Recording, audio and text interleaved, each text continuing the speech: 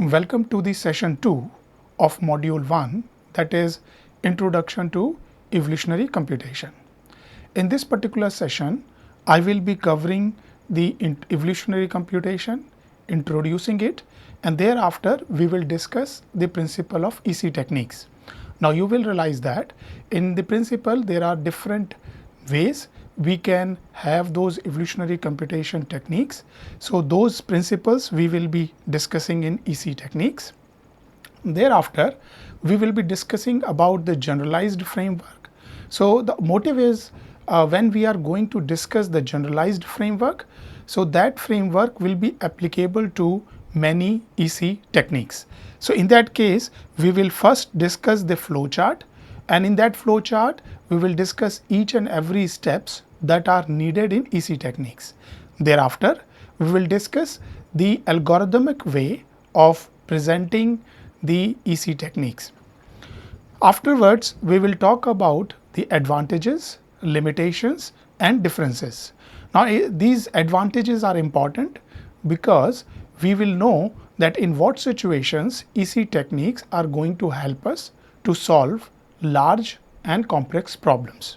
Similarly, we should also know the limitations before applying EC techniques for any particular problem. In the differences, we will see how these EC techniques are different from numerical optimization techniques. Thereafter, we will discuss about the typical behavior. Mainly, we will see the behavior on a one-dimensional fitness landscape.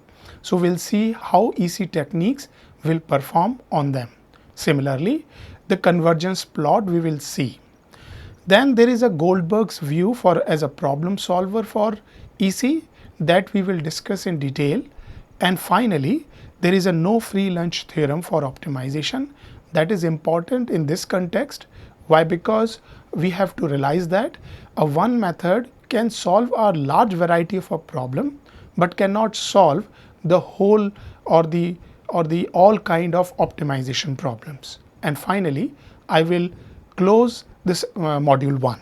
So before we go, let us have a recap. So in the last session, we discussed about the search and optimization.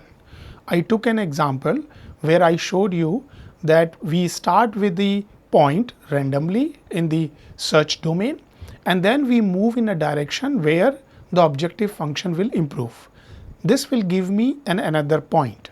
So that point, from that new point, we again find a direction so that we can move it and find the optimum solution. So in this way, we are keep on iterating, we are keep on searching in the direction so that finally we should converge to the optimum solution.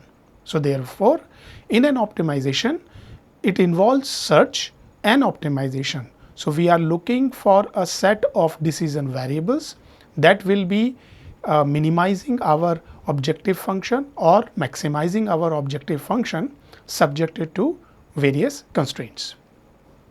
Thereafter, we talk about the application. So the whole motive of showing different kind of application in different domain is that GA has been used or other evolutionary computation techniques have been used for solving large and complex problem.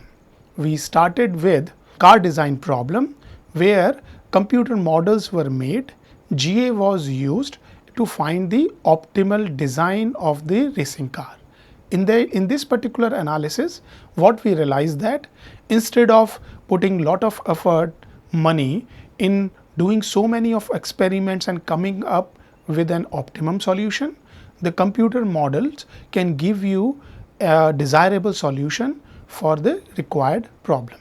Similarly, the engineering design problem, as we know, in every area, the engineering design problems are important. It is because we always look for the solutions or we are always looking for the optimal design of our structure. So therefore, our aim is to optimize the structural and operational performance of those structures. I showed you various examples from turbines to the heat exchanger to the mechanical component and civil component. So what you will realize that it is another computer aided engineering design problem. Thereafter, we had one of the interesting and quite old problem, that is on traveling salesman problem. It has a wide application.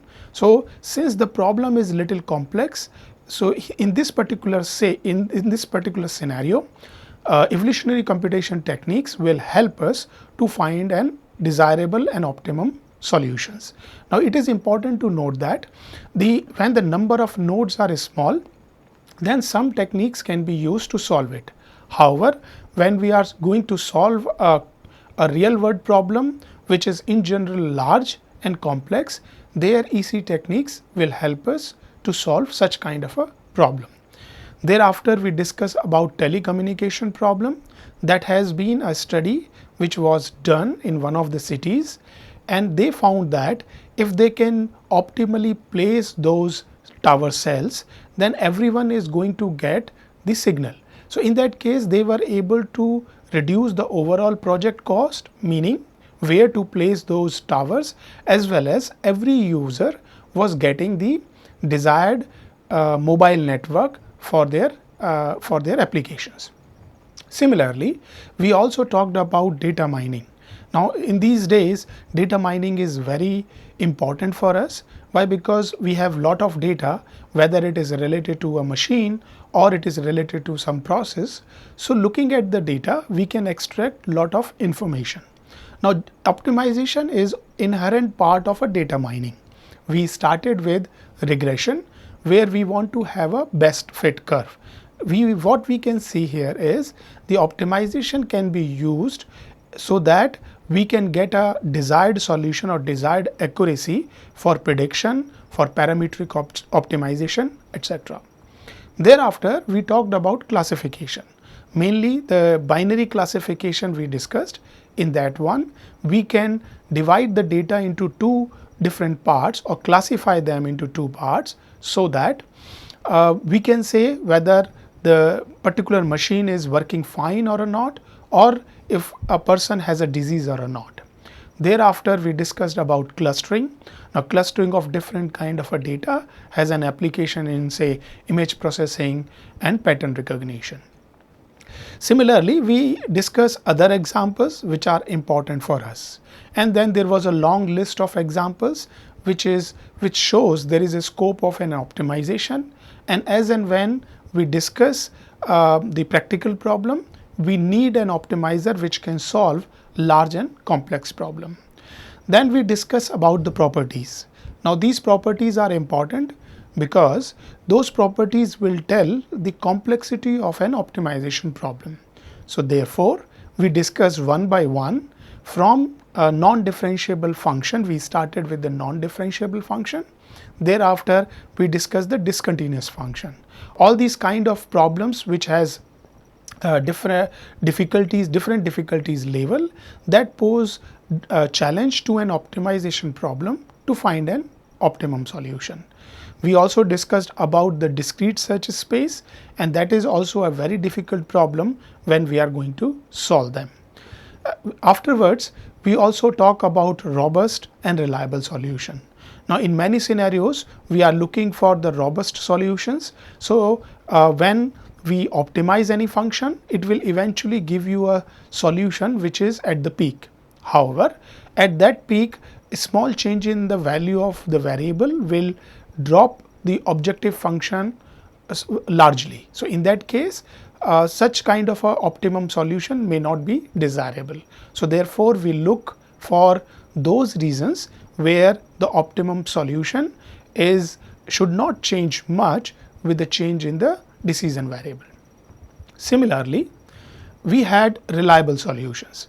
Now reliable solutions are important when we have variables which have the uncertainties. So the deterministic optimization solution will become infeasible for us.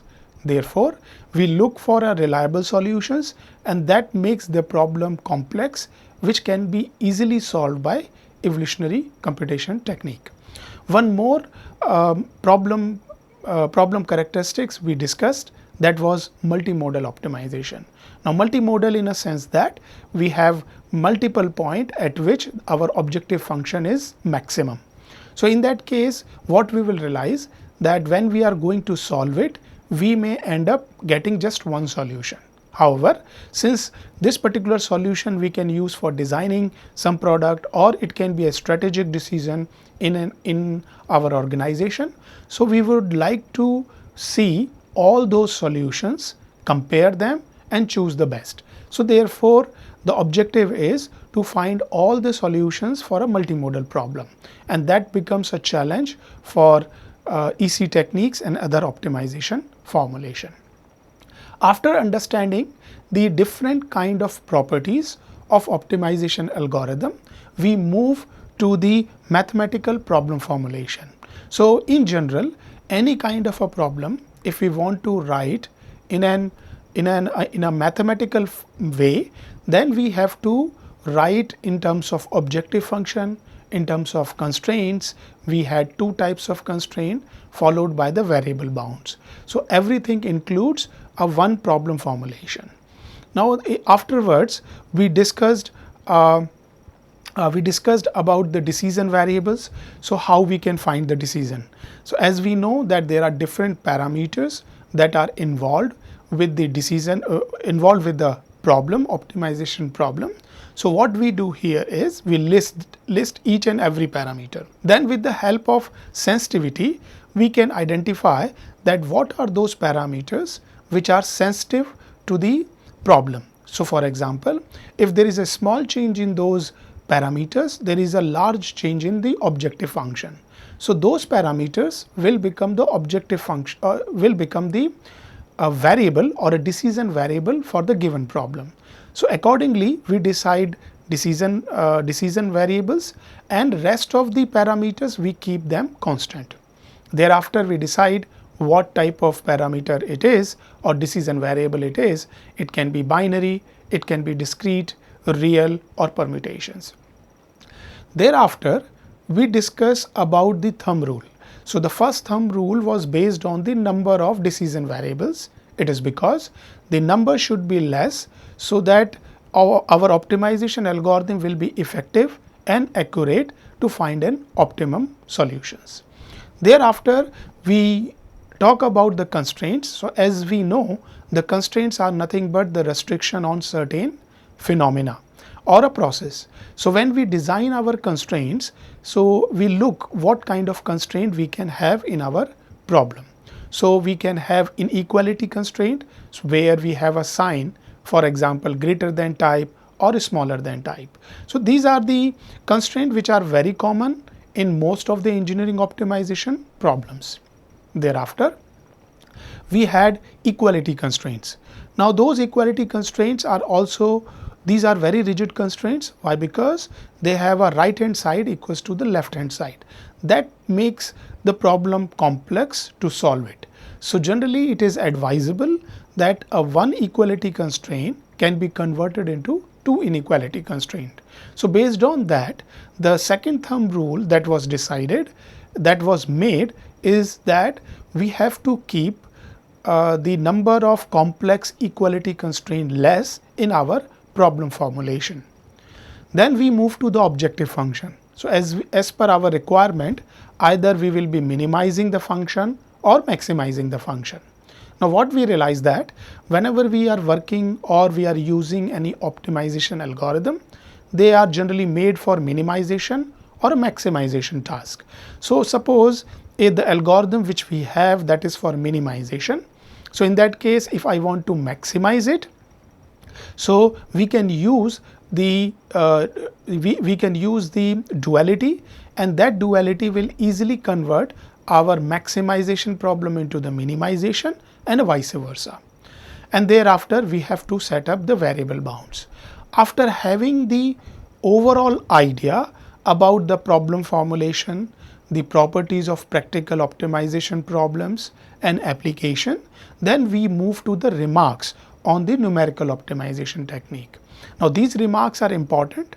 Why? Because we have understood from those remarks that the algorithms or the techniques which are based on numerical techniques may be efficient for certain class but not for the other class. So that is making a small set of problems that can be solved by such kind of a techniques. Even if the constraints are there or there is a uncertainty in the variables.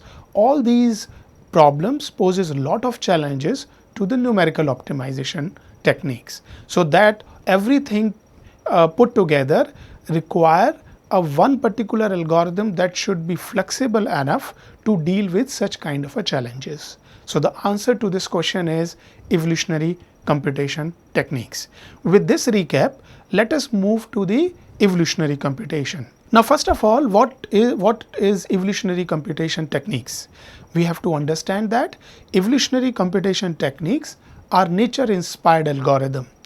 Nature inspired means that whatever we see in our natural phenomena or biological process, we mimic them. So when we mimic them, we try to understand their phenomena, we come up with the operators. Those operators will help us to generate new solutions as well as take us to the optimum solution or the near to the optimum solution. Here it is important to note that we say that we mimic the nature or biological phenomena or a process, but we do not copy, because generally these processes are complex and exactly copying them may not be so useful. However, we have to simulate that process with the help of operators so that it will help us to solve our complex optimization problems. As these evolutionary computation techniques, these techniques are based on natural evolution plus genetics. Now here the natural evolution means that we are creating new solutions. So let us look at the biological phenomena. So if we take an example of human being where we need force support and eventually generation by generation, now we need only two support to move, and we can do so many tasks which was not possible earlier. So what is happening is that the new solutions were created by biological phenomena, for example crossover and a mutation. Now if we look them, we get inspired from such kind of a processes, and then we make operators that will be mimicking such kind of biological phenomena. So the natural evolution says that the new solutions are created by the variation operators. Thereafter, we have a survival of the fittest. Now good solutions are retained and bad solutions are deleted. So survival of the fittest, we know that, and in this particular theory we say that the solutions which are good, that should be emphasized. It is only because these good solutions says that the solutions which are good means they are closer to the optimum solutions. If they are closer to the optimum solution, they should be emphasized at each and every stage, so that generation by generation we should reach to the optimum solution. However, those bad solutions should be deleted because they are of no use and they cannot take us to the optimum solutions. Thereafter, we have genetics. Genetics means the information should be coded. So the information about the variables, that should be coded so that we can find what is the objective function, what is the constraint. So looking at these three principles which involve natural evolution, survival of the fittest and genetics, all three put together makes an evolutionary computation technique. Here it is important to note that these EC techniques can be used in optimization, learning as well as in the design. Now what you will realize that EC techniques are population based algorithm. Population word suggests that we work with the set of solution. If we look at the figure on the right hand side, now I have taken the same example as we have taken in the session 1. Now the same example where we want to maximize the function sin x and sin x multiplied by cos y. Now on the x and y plane, you can see there are multiple solutions. Now those green solutions where we start. So again, EC techniques generally start with the random solutions. So these green solutions are randomly generated in the variable space, which is constituted with the help of x and a y axis.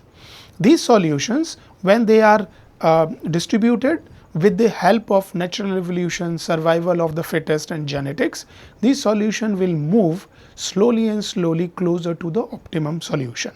So so that's why EC computation techniques are called as population based techniques, because we always work with multiple points or multiple solutions. Now, what you can realize in the nature, that nature is the best optimizer.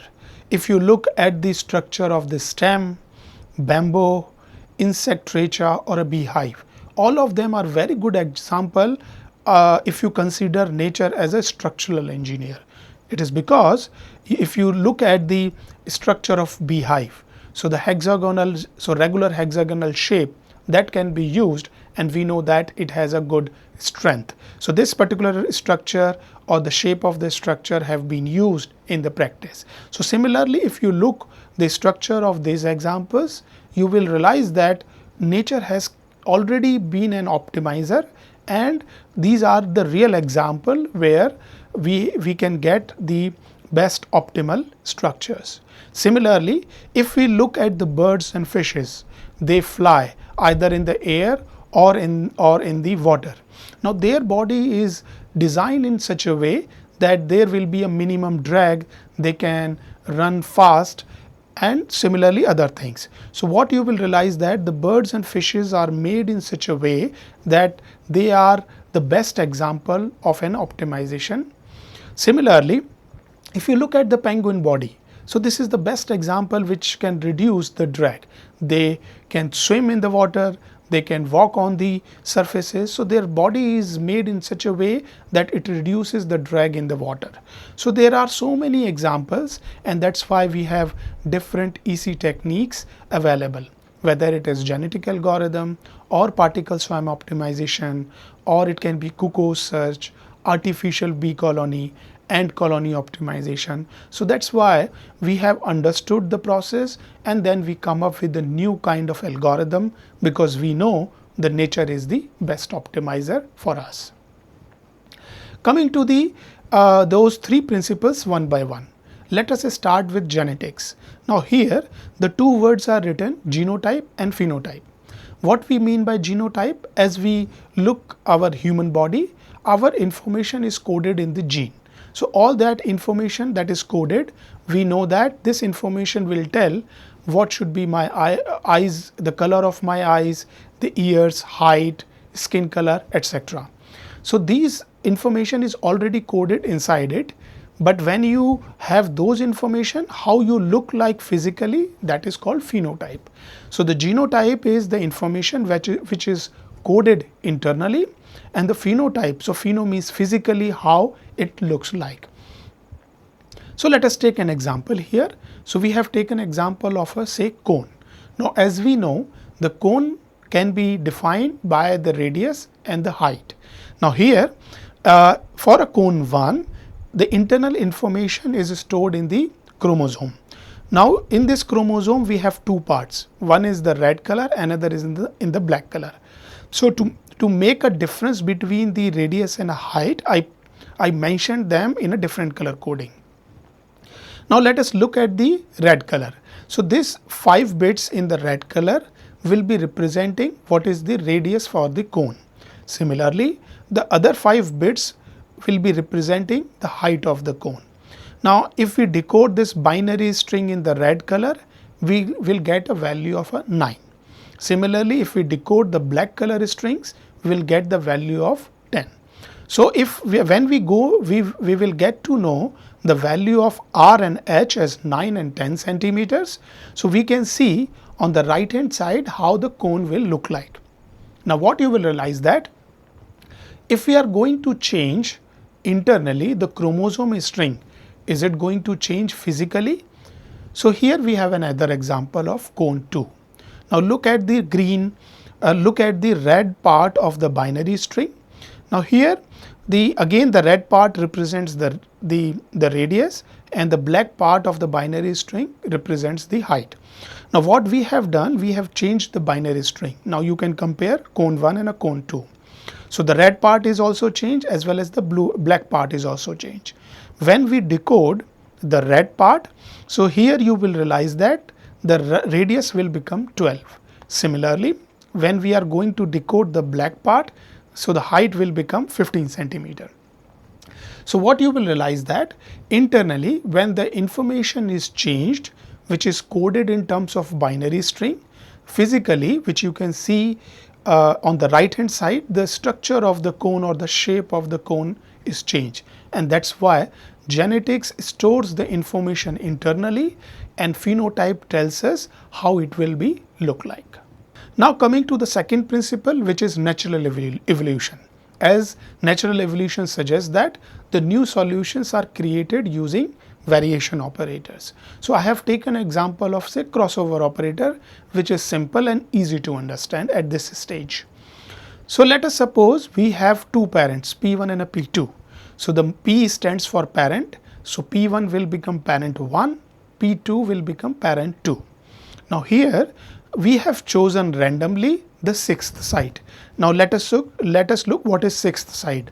So this is site 1, this is site 2, this is site 3, this is 4, this is 5, and finally we get 6. Now you can realize that at the sixth site we have drawn a vertical line here. Now this vertical line is useful because we want to perform crossover. How it works? Now here in the right hand side you will see we have written O1 and O2. O stands for offspring. So offspring 1 and offspring 2. Now what we have done, I have used the color coding again. So P1 is represented in red color and P2 is represented in blue color. So one of the simplest crossover operator is the single point crossover operator. So this is, I'm showing you an example that when we chose the sixth site, so from that vertical line we swap the tail. If we are going to if we swap the tail, now look at O1. So we have few in a red color, that is up to 6, and rest of the 4 are in blue color. Similarly, for O2 you have first 6 bits in a blue color and then rest of the 4 in the red color. So what you can understand that if we are going to perform crossover like that, either the radius or the height of the cone will change. It means that if we are changing the information internally, this is going to change our phenotype. So the shape of the cone will change. Now come to the another variation operator, which is called mutation. As an example, we have taken bitwise mutation. Now in this particular mutation, we generally take one particular position. So randomly we taken the fourth position. So if we count from the first 1, 2, 3 and 4. So at the fourth position we randomly chosen this particular bit.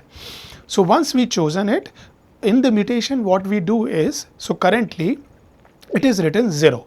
So what we will do is we will convert this 0 into 1. Here it is important to note that if suppose we choose 1, then 1 will be converted into 0.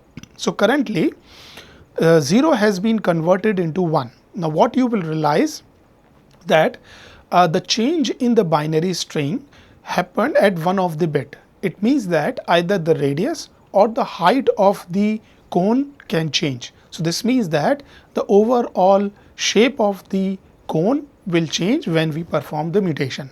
So that is the overall objective in the natural evolution, that when we perform variation operator, these decision variables or design variables should change when we perform either crossover or an mutation. Now coming to the survival of the fittest. Now the survival of the fittest, this particular theory was given by Darwin. So we all know that he came up with the idea of the survival of the fittest. In short, it says that stronger candidate has a more chance of survival than weaker candidates in an environment of limited sources like food, etc. Now here it is important to know that a word has been written that is more chance. This means that stronger candidate has a higher probability of survival as compared to the weaker candidate, and that's why when there is a crossover and a mutation, and only the stronger candidates will be survive with a higher probability, then this survival of the fittest is going to select only those stronger candidate and will be deleting the weaker candidates. It is important to know that once when we perform the crossover, so we are actually performing the crossover on the stronger parents. How? Because the survival of the fittest is allowing only the good solution to be stay and the bad solution which should be deleted. So what will happen that if the crossover is applied between the two parents which are survived the survival of the fittest, it means that the offspring that will be created should possess the similar strong traits what the parent is. So what we can expect that there is a high probability that the new offspring will have a good traits, as well as with the mutation these candidates even can be better than their parent solutions. And that's why we always say that diversity drives changes in the population. So again, the example of evolution of human being, where we started moving on the four support, and finally we are now moving and doing our task, we need only two supports. So that evolution from that age to the current age, we have seen like there is a crossover mutation, the information is coded inside us, and after crossover mutation there is a high probability that the stronger candidate were retained by the survival of the fittest, and that's why generation by generation there were improvement, and that's why we have the structures currently what we see. Generally the question is, looking at the evolution, so biological evolution of human being, if we say that are we the optimum solutions or suboptimum solution? So answer to this question is still we are suboptimum solution. The best way to compare is that now if you see yourself and you see one particular kid of say age 5 or 7. Now when we were 5 and 7 age, we were not knowing so many things what these kids know. Similarly, there are other things that have been changed with the time. So what we can expect is that we are some of the suboptimum solutions, and generation by generation offsprings are improving, and that is the best motivation behind evolutionary computation techniques. Let us start with the generalized framework. Now the objective of the generalized framework is we can mention the major steps which are required in the EC techniques, and then those steps will be more or less common for other EC techniques. So before we begin that, we should know where EC techniques lie. So look at the top, I have written that EC techniques are also referred as evolutionary algorithms. So EC techniques or EAs, they are commonly they are referred to each other. EC technique is a subfield of computational intelligence techniques.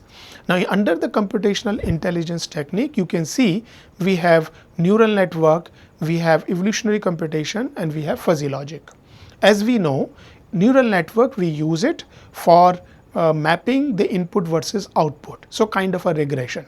So based on the data, the neural network makes the model and they predict. Fuzzy logic, we use it to represent the uncertainty in our model. However, evolutionary algorithms are used for an optimization, and these under the evolutionary algorithm there are many algorithms that have been proposed till now. Very few of them are genetic algorithm, evolutionary strategies, genetic programming, evolutionary programming. These are the few algorithms which have been developed long back, and they were the starting algorithm on which people have started exploring the EC techniques. Thereafter, we have other algorithms like differential evolution, particle swarm optimization, artificial bee colony, ant colony optimization, and cuckoo search. And there are so many algorithms, if you searches, you may get lot of them. However, what you will find, they follow the similar principle of EC techniques. At the bottom, we have written that we treat EA as a search and optimization, and that is our first topic when we started our session 1, that when we are going to optimize something, it involves search and optimization, and therefore we treat EA as a search and optimization tool.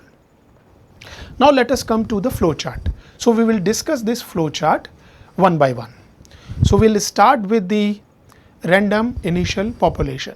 So it involves 3 words: random, initial and population. Now population, as we know, that when we in the population we have multiple solution to start with.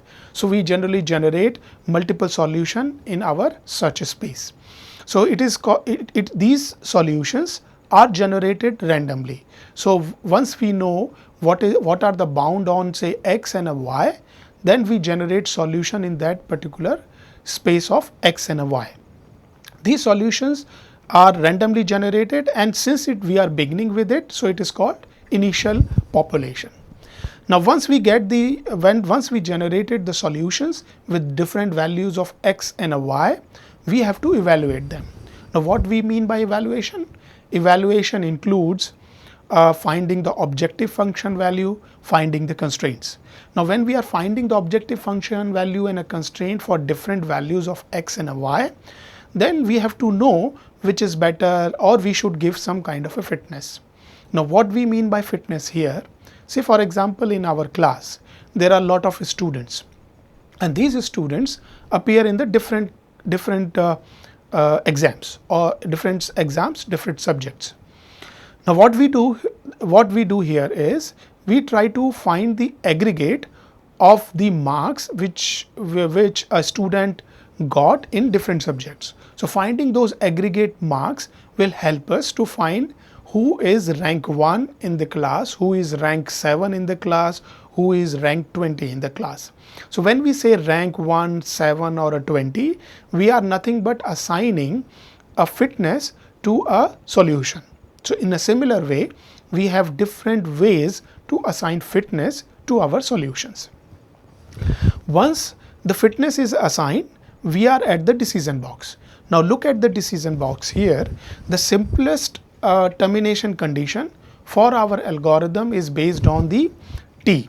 Now small t stands for the counter on the number of a generation, and a capital T signifies the maximum allowed generation. So suppose small t is smaller than capital T. So yes, we will go into the box called selection. Now here we perform the selection. The objective is, can we select good solutions so that it will create a matching pool, or it will create a pool to perform the variation operators. So the selection stage here will be selecting few good solutions and storing into empty. Now this particular empty, which we generally say as a matching pool, we take it to the next stage, because in this matching pool where we have selected few good solutions, we perform variation. So just as an example, we have shown that crossover and mutation can be used for the variation.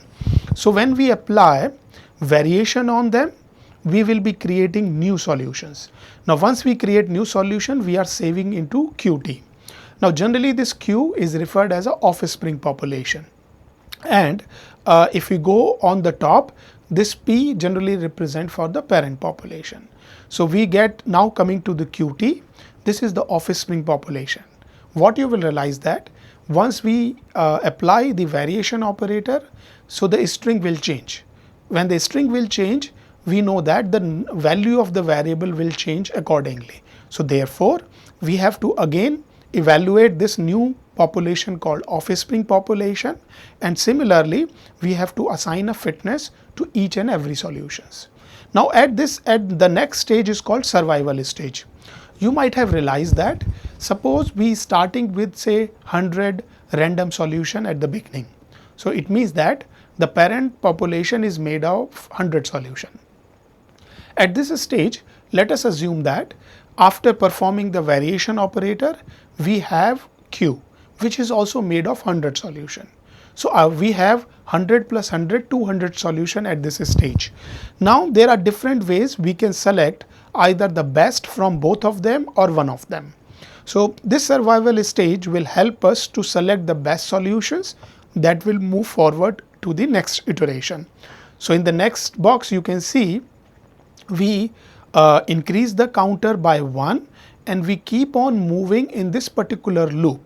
We will move till this termination condition get satisfied.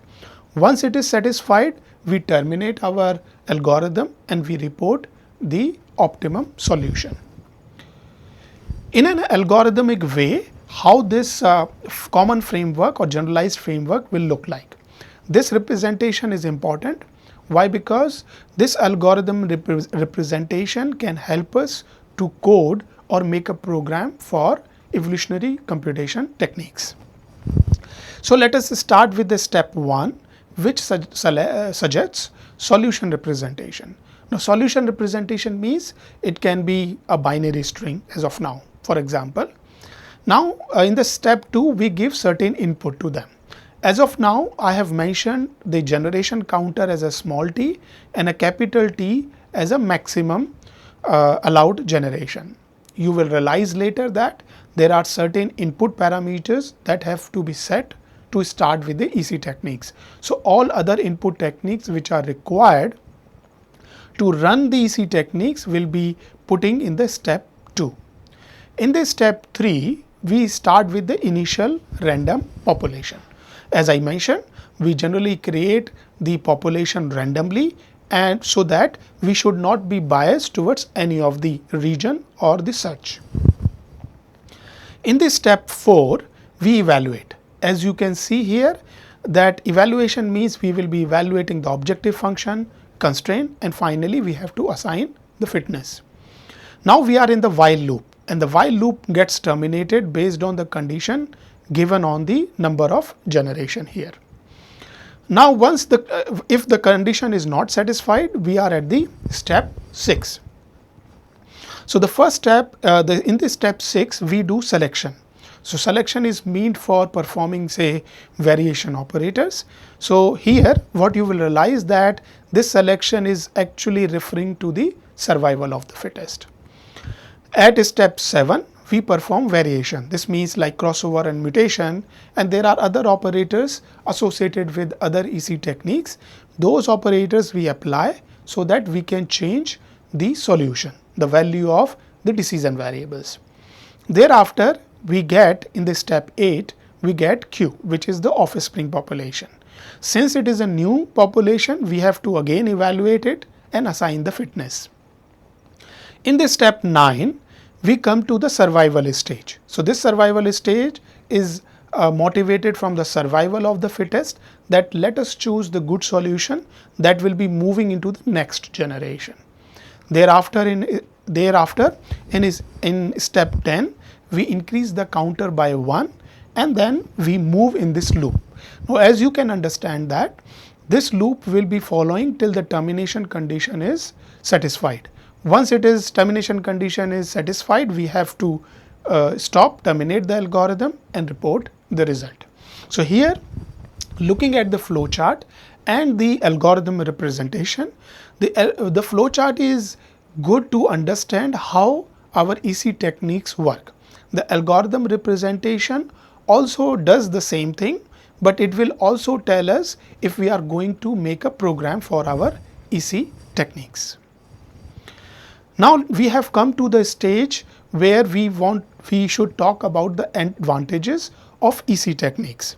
Now it is important to note that if we are working on EC techniques, we should know what are the advantages it should offer to us for solving our problem. So first advantage is these EC techniques are applicable in problems where no good method is available. So the problem is so complex or difficult to solve that the methods which are available are not able to give you the satisfactory or a desired solution. In that case, it is good that we should start with the EC techniques. So what could be the complexities? So if we remember that we have gone through the properties of the practical optimization problem. So some of the properties, as it is mentioned here, that the function can be multimodal, it can be discontinuous, or the function can be nonlinear. So these kind of properties or the characteristic of the problem will make the problem so difficult that it may not be solved by other methods. Problem can be noisy, it can have uncertainty as well. Now it is important that there are some situations where we have to couple our simulation model with optimization. Now when we are coupling the simulation model, this means that this is a black box for an optimization algorithm. However, for an optimization algorithm, there is no equation on which it will work. So what EC techniques will do that they will pass a certain input to the black box. Black box will do some kind of a simulation for you and give you the output. And these output we can use it for finding what should be the objective function and constraint, and finally assigning the fitness. Now here it is important to realize that such kind of a black box will not allow to have any mathematical equation. So therefore, the problems which do not have any strict mathematical equations, in that situation EC techniques can also be used. Come to the discrete variable space, these problems are difficult to solve. There EC techniques show an upper hand over the other algorithms. There is a situation when we will be looking for multiple optimum solution. So what could be those scenarios? Multimodal. So remembering the plot for a multimodal problem where for a different values of x we have maximum of the function. Since we are interested to find all these values, so the EC techniques will help us to identify those different kind of optimum solution. It is only because since EC techniques work with the population, so different solution can be concentrated on different peaks, so that we can identify almost all the peaks which are related to multimodal problems. Multi-objective optimization, as you know that when we have more than one objective, so in that case there is no single solution which is optimal. There is a set of solutions which are optimal and which we generally refer them as Pareto optimum solution. Since evolutionary computation techniques work on a set of points, so that's why it is called population based algorithm. So these solutions will help us to find those solutions which are optimal or Pareto optimal solutions. One good important point with the EC technique is that there is no presumption with respect to the problem space. So the problem space is continuous or a discrete, it is non-linear, or the problem space has different kind of variables. There is no presumption. You need to change the type of variables, objective function and a constraint to the problem, and the EC techniques will able to solve such kind of problem as well. Another very good important property or advantage is that there is a low development cost to adapt to a new problem. So for example, one of the EC technique is made and it is working fine for one particular application in, say, electrical engineering. Now what is happening is that since it is working good, so people working in a different domain in other engineering and science, for example mechanical, computer science, civil, electric, chemical engineering, sometimes physics and chemistry. So you have to take the same code, just change the objective function constraint and the type of variable, you can use it. So rest of the operators will remain the same. So that's why we say we have a low development cost if I want to use the same algorithm for different problems. Come to the parallel implementation. Now this parallel implementation is important.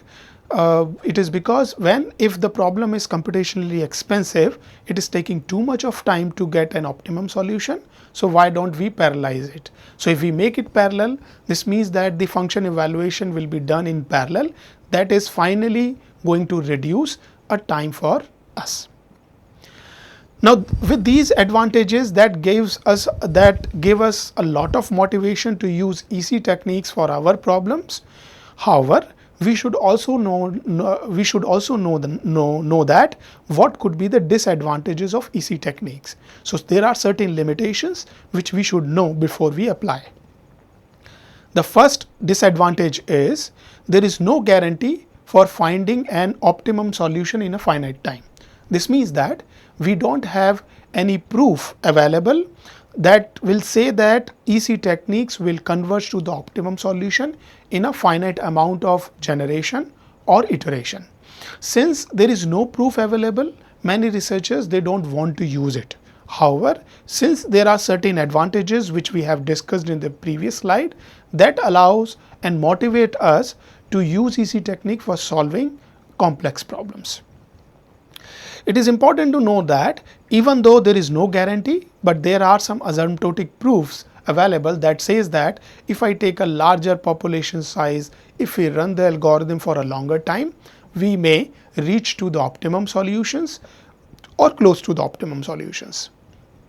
Parameter tuning. Now it is a disadvantage. Why? Because every evolutionary technique has some user defined parameters. Now those user-defined parameters we have to set before we run the algorithm. So you may find that one particular value of a user-defined parameter, those parameters will work for certain class of a problem. But for other class of a problem, you have to change those input parameters. So that's why setting those input parameter or tuning them is a difficult task. And generally we do it trial and error. So that poses a challenge for us how to set them. The remedy to this particular problem is the self-adaptation.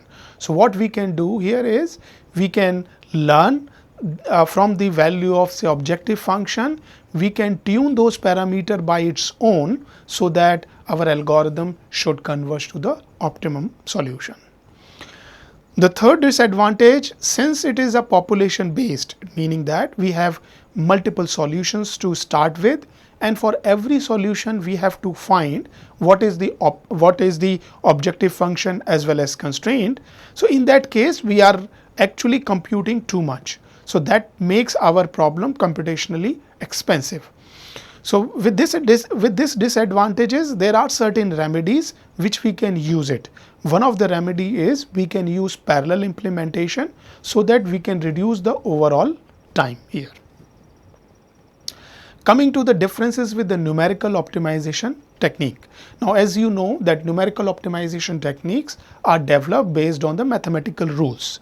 So the first difference which you will find is that if in a problem there are different kinds of variables, it can be real number, it can be a binary, it can be a discrete number. If all those mixed variable problem is there, EC techniques can easily handle them. However, if you look at the numerical optimization techniques, these are not easy to implement because every type of variables require different ways to handle it. But EC techniques can easily handle them and can solve such kind of multivariable problems. Second is EC techniques are population based. So we have seen the example that we always have set of solutions from which we perform say variation operator, survival of the fittest, so that we eventually get the optimum solution. But in most of the numerical optimization techniques, they have either a one solution or a very limited solutions. So that is another difference which we can find it. Now what is the advantage we can get it from the population based meta heuristics? Now the number of solution basically provides safety against premature convergence that can lead to a global perspective to EC techniques. Now you will realize that when the number of solutions are there and when we are performing crossover and a mutation or any other variation operator, so we are exchanging some information. When there are multiple solutions which are lying in a different region of the search space, there are less chances that our algorithm will prematurely converge to the local optima. However, with the numerical optimization technique, it can be a problem because generally the direction where we move, it is decided based on the local perspective. Since we have multiple solutions to work with them, so most of the time EC techniques are considered as a global optimizer. Second property is that we have an implicit parallelism.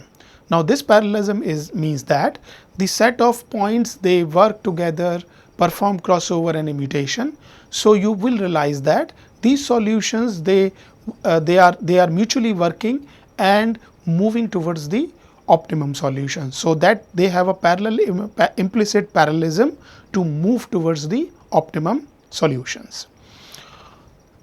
The third difference which we can identify is the probabilistic nature of the operators which we use in EC techniques. So as and when we will discuss the algorithm, you will realize that the operators are stochastic in nature. Since they are stochastic in nature, so there is no fixed rule. We make rules, but those rules are run based on the stochastic behavior of the operator. However, in the numerical optimization, we have mathematical rules, and those rules are applied iteration by iteration to get an optimum solution. However, in the EC techniques, these are probabilistic or stochastic in nature.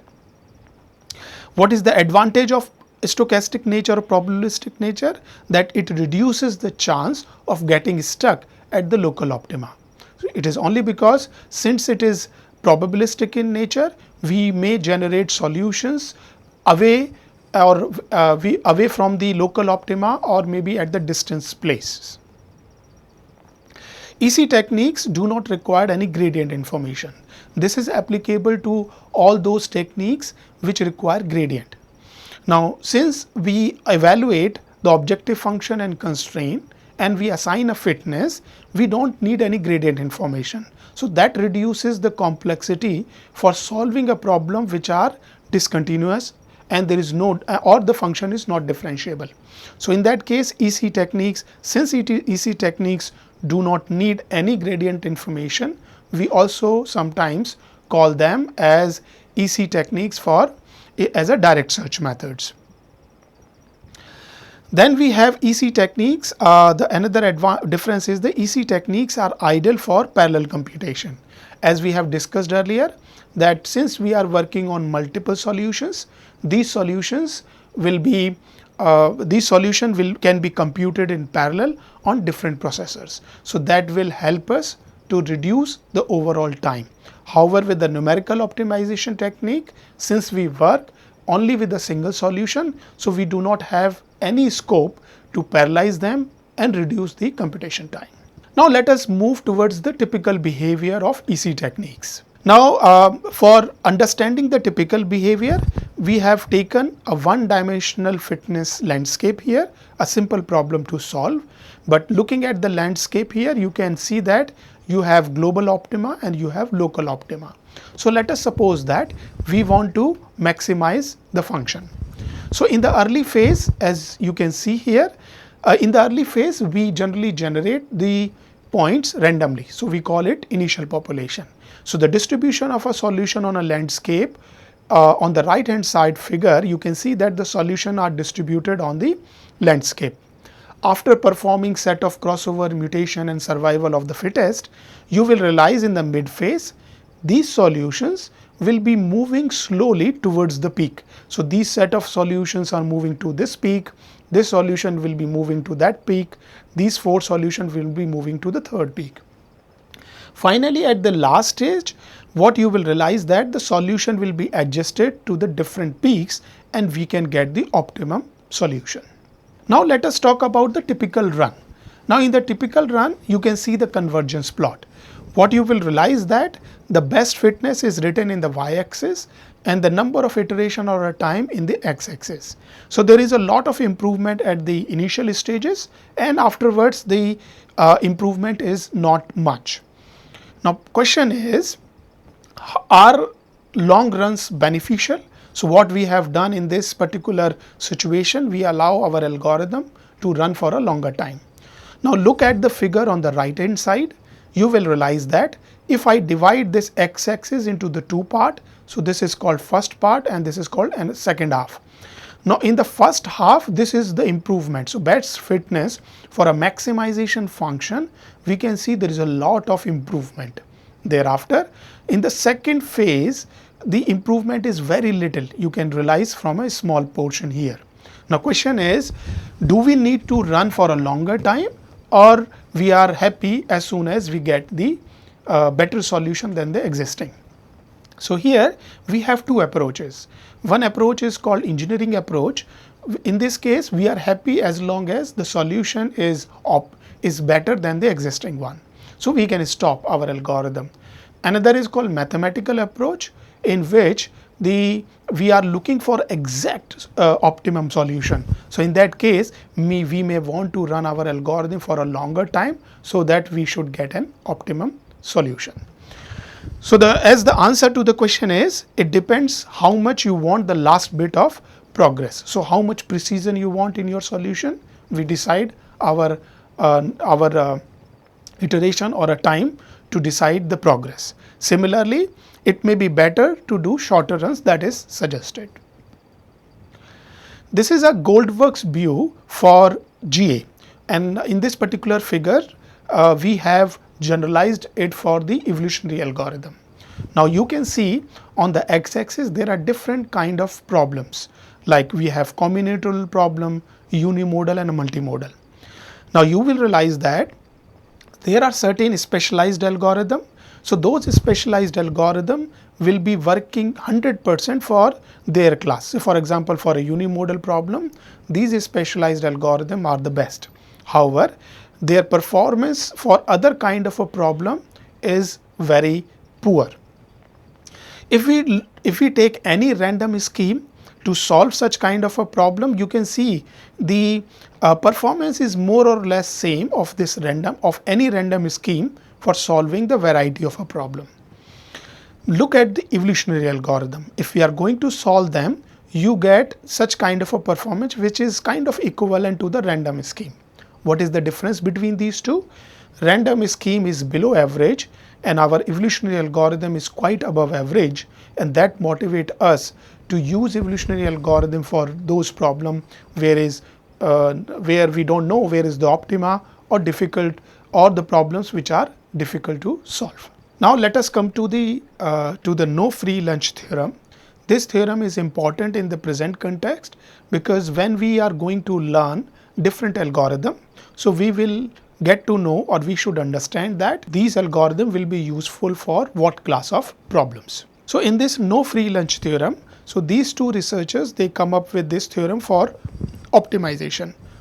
A framework was developed to explore the connection between the effective optimization algorithm and the problem they are solving. As we said, that since we will be learning EC techniques, so we will get to know that what kind of problems we can solve them. So for any algorithm, any elevated performance over one class of a problem is offset by the performance over the other class. So what is happening is, suppose we are using, we develop one EC techniques and we are solving one set of a problem. And in that, when we are looking at the performance, it is working fine. But when we are solving another set of a problem, the performance may not be good. So in this case, the performance in one set will help us to decide this algorithm will be useful for a certain class. So let us take an example here. Suppose we have algorithm A1 and A2, and these two algorithms are run on a one class of a problem which is called F. Now while solving a one class of a problem of using the fixed number of evaluations, we get performance P1 and a P2. We can say that the algorithm 1 is equivalent to algorithm 2 solving a one class of a problem for a fixed number of evaluation when their performances are the same. So therefore, when we compare, we have to do a fair comparison while choosing the set of problems as well as the function evaluation. So the overall advantage of no free lunch theorem is that it breaks down for a narrow class of problems an algorithm, and that is important. Why? Because once we know the characteristic of the problem, we can decide which algorithm is going to help us to solve that problem. So therefore, the research effort is to find the best algorithm for a class of a problem. So the problem can be unimodal, multimodal, quadratic, etc. With this, I would like to conclude this session. So in this module 1, we have gone through the search and optimization, where we discuss about how we start with a set of variables, we keep on searching, and finally we get the optimum solution. So that's why we call together as a search and optimization. Thereafter, we talk about the applications of an optimization ranging from mechanical, civil, electrical, and various other fields. We talk about those applications to motivate us for looking for the optimum solution on those complex and real world problems. We also talk about the properties of the problem, because these properties will help us to decide what complexity it has. So it can be discontinuous, it can have non-differentiable functions, multimodal, robust or reliable solutions. Then we talk about the mathematical formulation, a generic representation of mathematical equation for objective function, various types of constraints, variable bounds that were discussed. During that time, we also discuss how to choose decision variables, how to make constraints, type of constraints, the objective functions, and variable bounds. Finally, we talk about the remarks on numerical optimization. Those remarks motivate us to come up or to look for an algorithm which is flexible and can solve large class of problem. In this particular session, we have gone through the introduction of evolutionary computation. We talk about EC techniques. We talk about the principle of EC techniques such as genetics, evolution, and the survival of the fittest. So all these principles we discussed with an example, so that we can understand that how these EC techniques are going to work. We discussed about the generalized framework in the form of a framework and the algorithmic way. The framework was helped us to understand the working principle of the EC techniques, and the algorithmic representation will help us to write a code or representing the algorithm in a algorithmic way. We talk about the various advantages and limitations. So when we are solving, we should know what kind of where we'll get the advantages, because there are certain class of problem, for example quadratic problem. Since quadratic problems are easy to solve by numerical optimization, we don't need EC techniques to solve them. Therefore, it is important to know what certain class of problems, complex problem, EC techniques will be useful. Similarly, we talk about the limitations. For example, there is no proof for the convergence in the limited number of time or iterations, or there are a lot of user defined parameters with EC techniques. Thereafter, we discuss about the behavior of EC techniques. So behavior on a one dimensional landscape help us to understand that the solutions were distributed throughout the range of X, and with crossover and mutation and survival of the fittest applied for certain number of generation, the solutions were reaching or moving towards the peak. And finally, in the final stage, the solutions are converged to the peak of the solutions. And finally, the no free lunch theorem, it is important, because when we are learning, when we are making our new algorithm after going through this course, you will realize that when we make an algorithm, we have to make a fair comparison. For fair comparison, we should know what class of a problem this algorithm will be useful, and what are the other algorithms we can solve it. All these algorithms should be compared on a common platform. For example, we can fix the number of function evaluation, and let's see how these algorithms perform on a set of problem, and then we can compare their performance and then we can suggest whether this algorithm is better than the other algorithm or not. With these notes, I would like to conclude this module 1. Thank you very much.